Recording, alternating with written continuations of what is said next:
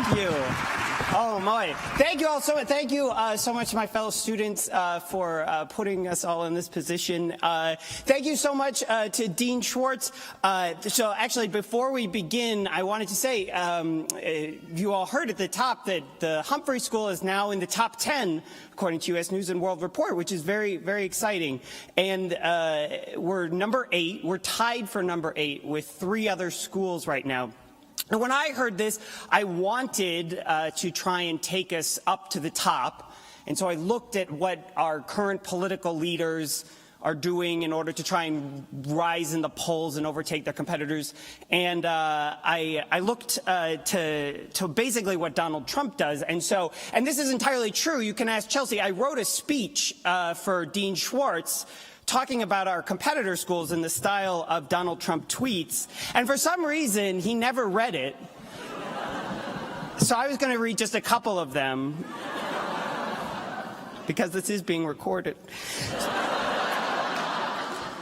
So here we go. So low-energy Gerald R. Ford School of Public Policy isn't moving in the polls. Sad.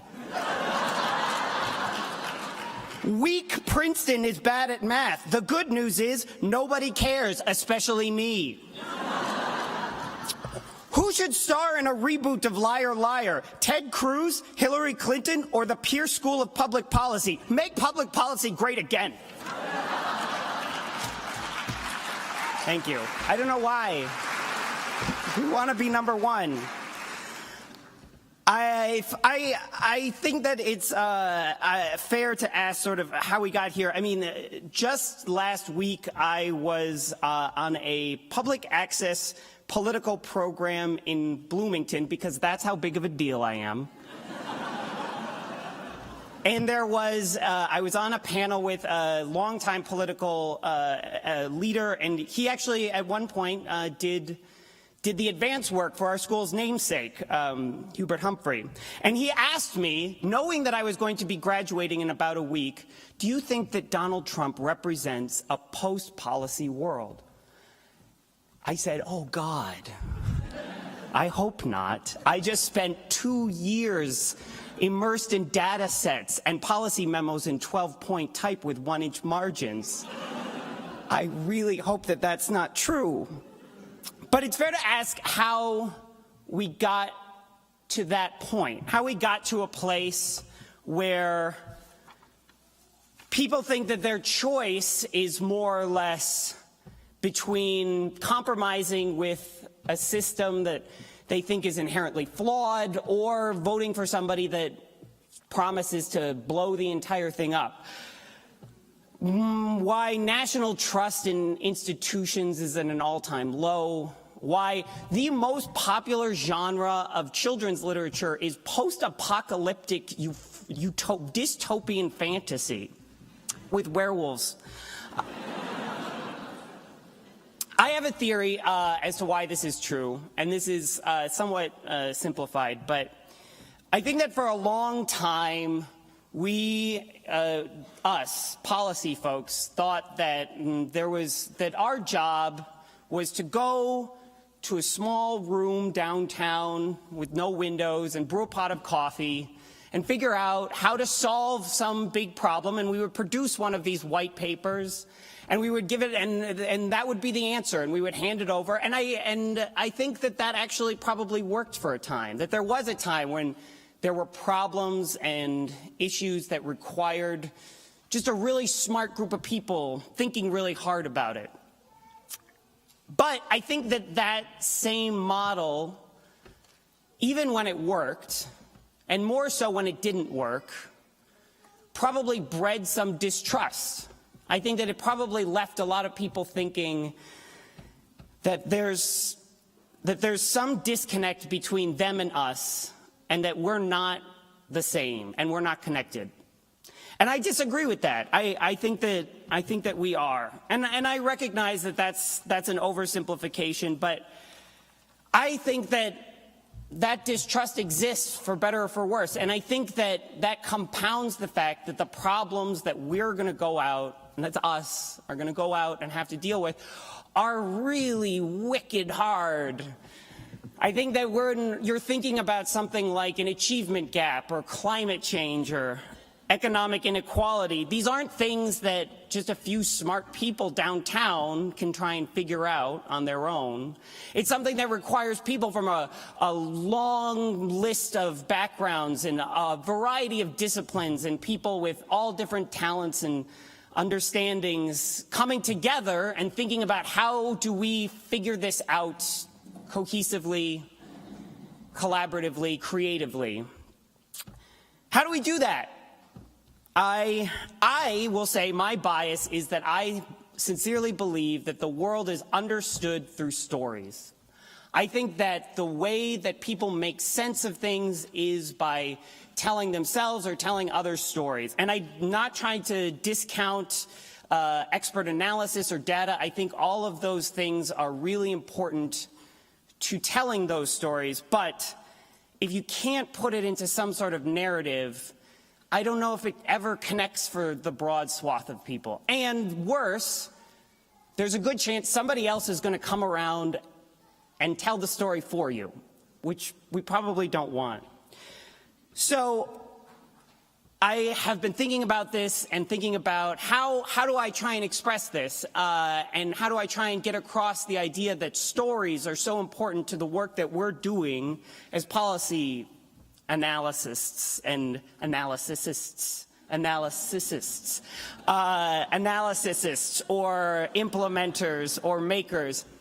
And this being the Humphrey School, I decided ultimately, well, first of all, I want to show, not tell you all why it's important to be good storytellers, but this being the Humphrey School, it's not fair for me to have to just do this all by myself. There should be a team element to this.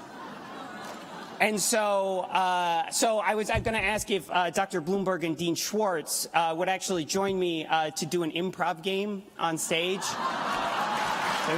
Yeah, okay. Okay, so yeah, no, you should come up here. So we have to stand in front of the teleprompter so they know that we're not cheating, that we're not scripting this. So,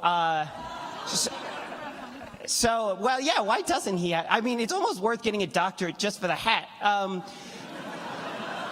Now, okay, before we start, I think that we should set some group norms. I think I'm going to just assume best intentions. I have a list of goals that I have suggested, but if you want to add to the Google Doc later, that's fine. Okay, so what we're going to do, this is an actual improv exercise that I do. This is a one-word story, and we need to, it's going to be okay. This will be fine. We're going to do a kind of commencement words of wisdom that we're going to pass on to you, but we can each only speak one word at a time, all right? So it'd be like once upon a time, and we'll just go like that. And here we go. Okay, so once. In. 1,000. Years. You. Will. Find. Bananas. In. Many. Of. Are. Public. Utilities. Commissions. And. I. Am. Embarrassed. Also. Because. I. Don't. Know. How. To. Get. This. Done. All right, can we do a big round of applause? Hearts, forward movement. So good. That's good. That's good.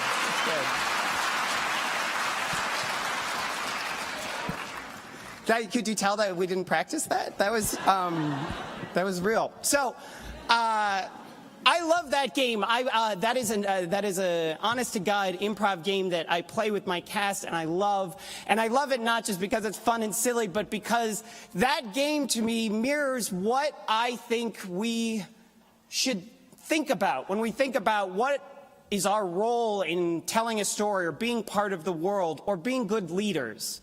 I think that there was a model once upon a time. I think that there was an image, and probably some people still buy into this, that a leader is somebody who marches off into battle, and then there's a whole group of people that follow up behind him or her and follow their orders. But that to me feels old or feels not complete. To me, the kind of leadership that I would want to exemplify and I'd want to see in all of us is something closer to that. It's something closer to a group of people being able to come together and tell a story that is bigger than any one of us could have come up with on our own, involving bananas. I think that is what's amazing about that, right? Is that what we just did there was we said something that, you know, if we had handed the microphone to any one of us, no one of us would have said that thing together. Probably. And it required all of us. So it required each of us to sort of know where we fit in that particular moment and where we fit in that larger story. If any one of us, I'm not going to throw anybody under the bus, if Dean Schwartz had, you know, just decided, oh, I'm going to make this story do what I want it to do, which is talk about advancing the common good, because this is a solemn occasion where we should take things seriously. And he had forced that in. It very well could have derailed the entire story, right? It could have made it so that those words didn't fit together at that particular moment.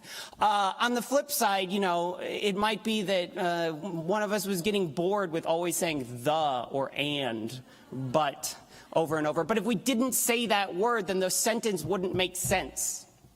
And I think that that's a really hard thing to know in the world, is how do I fit into this thing, and how am I helping make it bigger and better than it would be if I weren't here.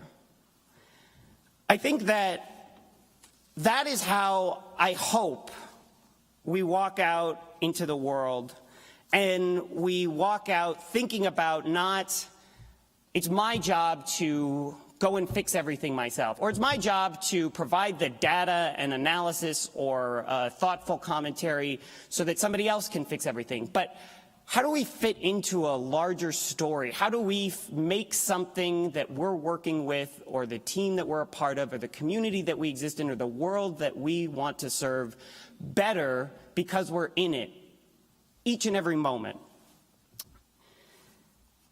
There's a Spanish poet, Antonio Machado, who wrote, "We have no road, we make the road by walking." And I love that, because all of us today will walk out of here, and some of us will be walking to jobs that we have, some of us will be walking to monster.com. But there's not a particular road, and I think what we need to do is make that road as we go. We need to think about, how do we fit into a big story that we're trying to tell? And how do we make sure that that story is something that is positive and inspiring, and something that we're proud to be a part of, and that brings other people into it and makes the story deeper and richer and more fun than it would have been if any one of us had been left out of it for even a minute. So with that, I will say thank you, and particularly thank you to Dean Schwartz and Dr. Bloomberg. Thank you so much to my fellow graduates.